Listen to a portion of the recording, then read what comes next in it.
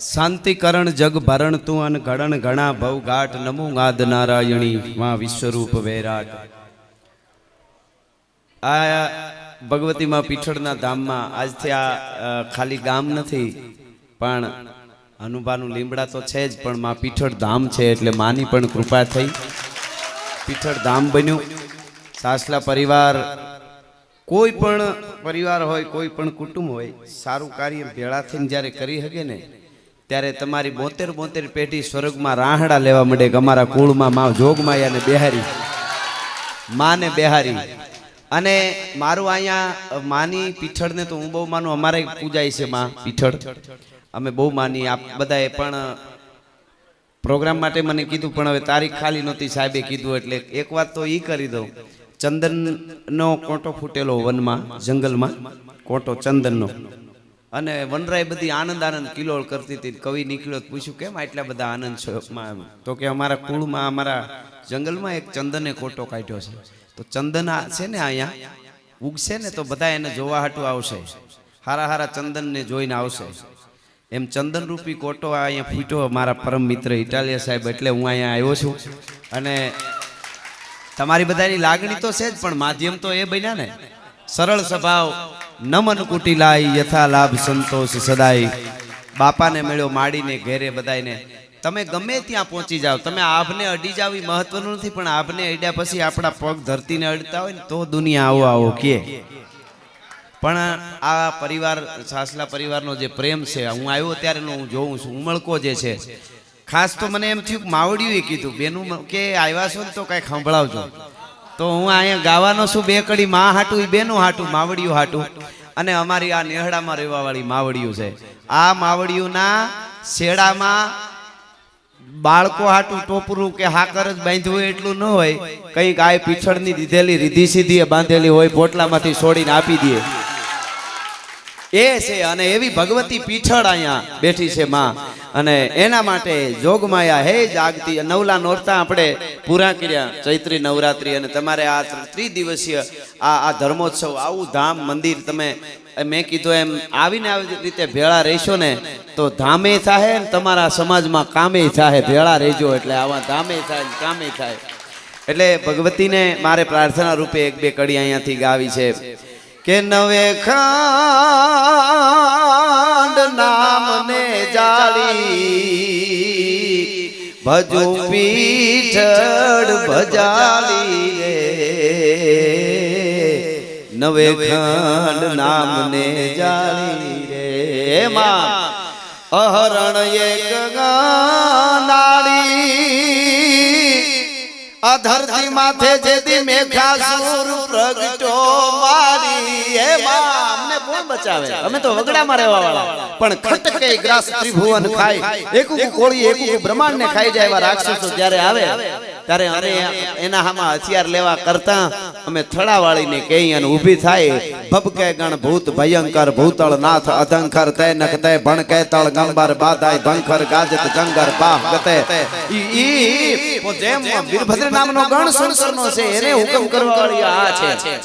એ ભગવતી કહી દે। અને જેથી જેથી અમારા ઠામડા,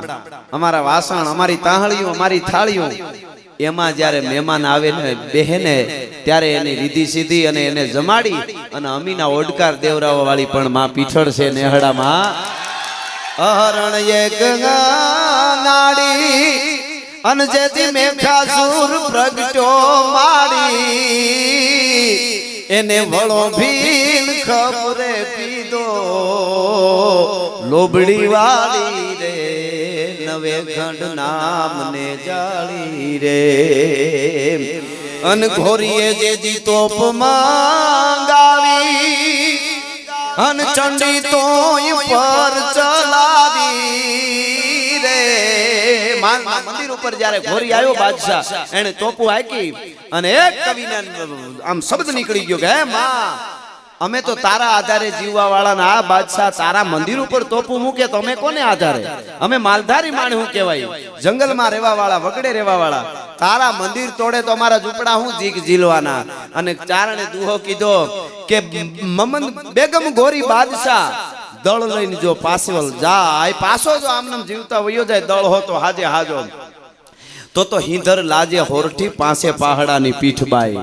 અને ભાઈ થઈ ઊભી એક થાપો માર્યો ધરતી માથે થાપો મારતા ની આરે તો કહેવાય છે કે મચિયો રણમટ મટગટ હાંકલ હટ હટ મતસક રમજટ લેત મૈયા ખડગે દર ખડખડ પડદર પ્રાસટ બોપલ ngસુર તબ તકિયા વળિયા સુર વર્ધન કરકટ કટકટ તાકત કટકટ ભૂજદંડા ઈ થાપો માર્યો ધરતી ફાટી નાખે આખું ગોરીનું દળ કટકશે ઈ ધરતીમાં એક થાપામાં માં પીછડે ધરબી દીધું તું એટલે કે છે ગોરીએ જે દી તોપ મંગાવી અન ચંડી તું પર ચલાવી રે રે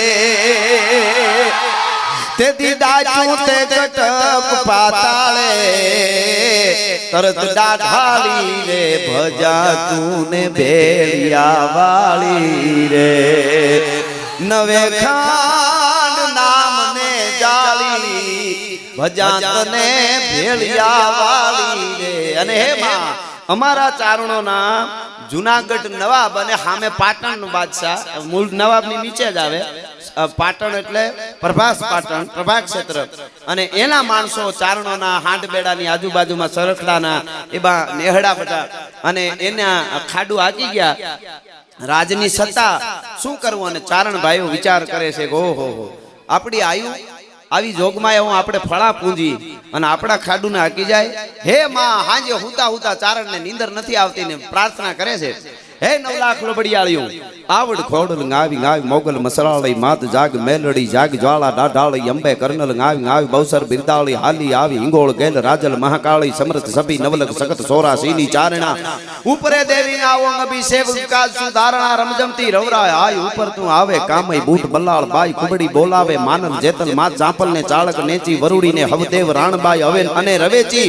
નાગલ ગાય હરજોગ ની જાનબાઈ જુગ જાહરા આવજો 9 લાખ વઠે વેદુ કેરી વાહરા ગેલી માં ગાત્રાળ ગાવી રે વરણ ઉજાળી ભૂંગી રે માં ગાય જાગી રે જાગ જોરાળી હડક મોય કરે હાક તાક સુબાદલ ધારે આવે ઓળગ કાજ પોહવે મોટા કઈ પહારે એહરું જોર તારું અકળ કહો માતીએ ક્યાં ગયું અરે જાગતી જોગણું સો જબર તો આજ કેમ ઊંઘી રહ્યું બાયું થઈ બુઢિયું કે ઘણી નિંદ્રે ઘેરાણી વઈ ગઈ છો ક્યાં વિદેશ કે હો ગઈ પંથ હેરાણી સેવક કરતા હાદ આવતી આધે હકને આવ નહીં કા આજ સાઈ કરવા સેવકને હાવનું કા સુણતી નથી બાયું કા બેરી થયું સમર્થ સો મહાશક્તિ તો રોકાય શા માટે રહ્યું સોરું તમારા સીએ માવતર તમે અમારા ધીંગા સો તમે ધણી તમા સેવક તમારા જો ચંડી જોગણું સુણો નહીં રાવું શ્રવણે તો પૂર્વ દસ્તજી અરક ઉગે આગ આથમણે મેરાણ માજ મેલી દી અને ધ્યાન નવ શંકર દરે એ પીઠળ એ ફળા વાળી અને કહેવાય છે તંદ્રામાંથી ઊભી ઊભો કર્યો અને ચારણને કીધું ચારણ બાકુલા ડુંગરા માથે જા લાકડી પડી છે ઈ લાકડી લઈને પાટણના દળના ભલે 1000 માણસો તમે 5 ભાઈઓ ખાલી જાઓ ઈ હામા હામા લડીને મરી જાય તો માંજે પીઠળ બોલી છે લાકડી વાળી બોલી છે ભલા માણસ